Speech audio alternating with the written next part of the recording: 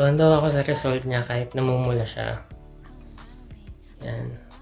Pang 7 day ko na ngayon ng rejuvenating set ng Beauty Vault.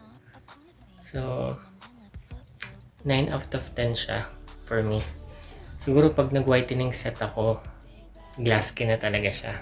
So, may isa lang akong pimple dito, may isa lang akong pimple dito, pero nawala na yung marks ko dito nung nagka-pimple ako dito sa noo, sa gitna na to. Nawala na yung marks ng mga sumpa. Yung ano na yan. So, natutuwa talaga ako sa Rejuve na to. So, kung gusto nyo bumili ng Beauty Vault Rejuvenating Set, kasi sa SM Mega Mall ko yung binili. So, merong mas affordable na presyo dyan sa video. A link sa description. Nandun yung yellow basket. So, bili na kayo. And, have a great day. Sunblock pala to guys, sunblock.